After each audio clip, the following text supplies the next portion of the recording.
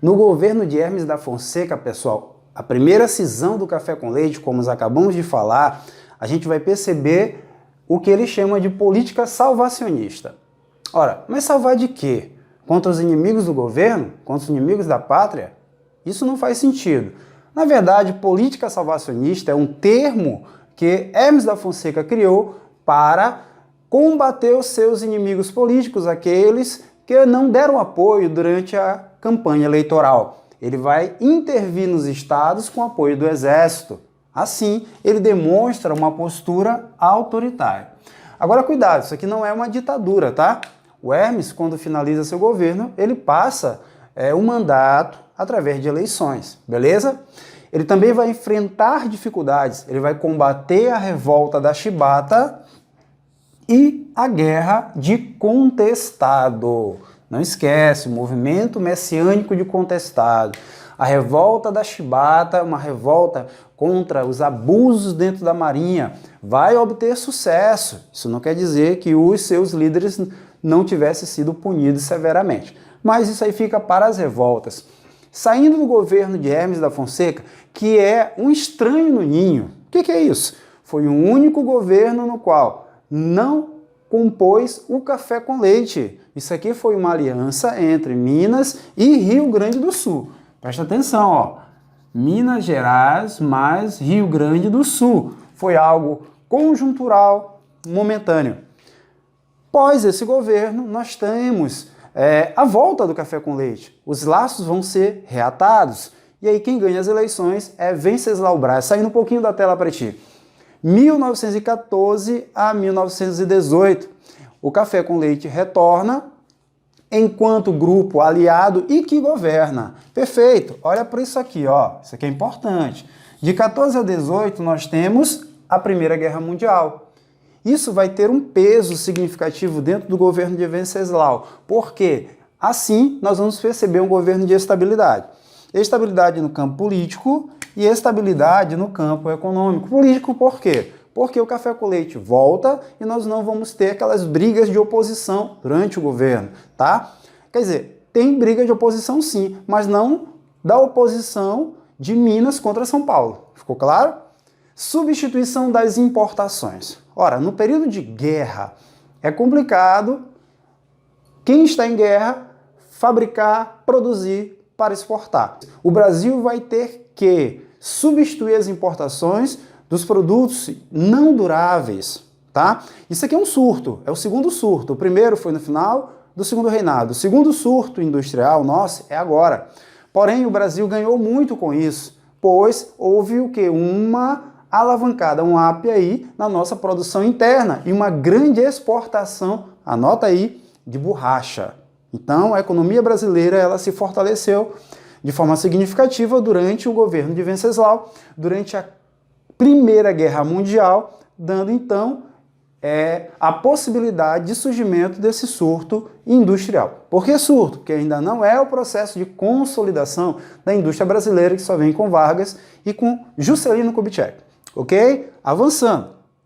Após a saída de Venceslau, nós temos mais uma vez a eleição de Rodrigues Alves. Porém, ele faleceu, representado aqui na cruzinha vermelha, e quem assume é o seu vice, Delfim Moreira, tá bom? Delfim Moreira convoca eleições e quem ganha é Epitácio Pessoa.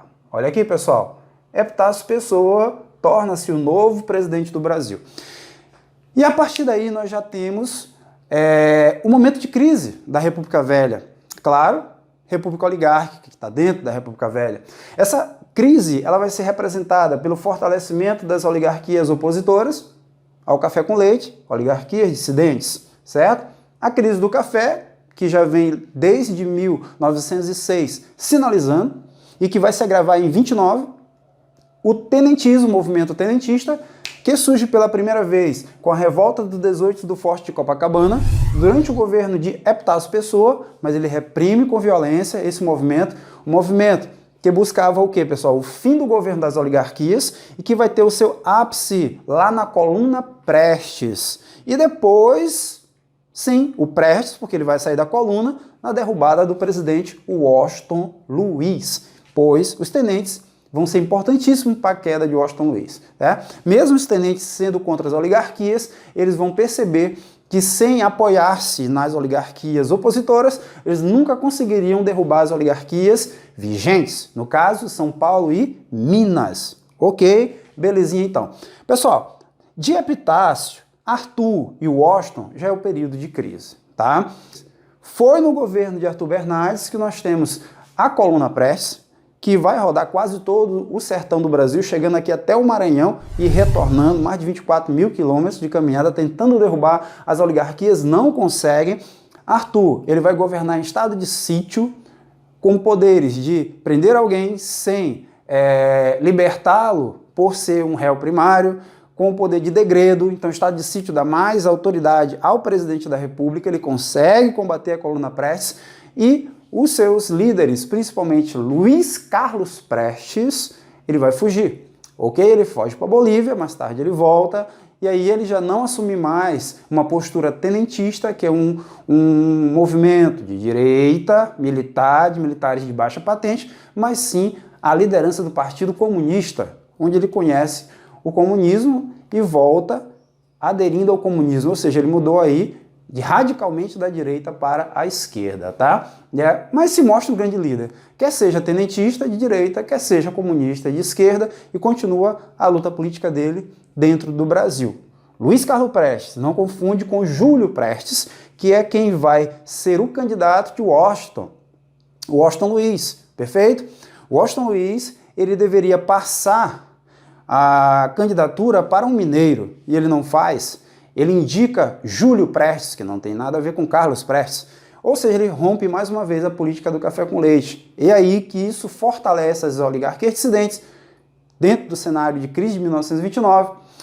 As próprias oligarquias não apoiam Washington Luiz, ele não consegue comprar o café, porque o mundo está em crise, ele não tem apoio das oligarquias, ele não vai ter apoio do seu próprio grupo político. Quando ele tenta emitir papel moeda para comprar esse café, ele consegue comprar, já estava se dado um cenário, né, de enfraquecimento extremo, no qual ele recebe um golpe militar apoiado pela alta oficialidade, dado pelos tenentes, mas encabeçado pelos civis. Na figura de quem? Na figura de Getúlio Dornelles Vargas, que em 1929-30 não era nacionalmente um político conhecido, mas que vai encabeçar esse golpe porque ele perdeu as eleições para Júlio Prestes, como está aparecendo a charge aí para vocês, e ele vai tomar o governo. Perfeito? Assumindo então e iniciando um período chamado de quê? Um período chamado de Era Vargas. Beleza. Getúlio, ele se candidatou, pessoal, pela Aliança Liberal. Então, vamos lá, que agora é hora de falar sobre o golpe de 1930.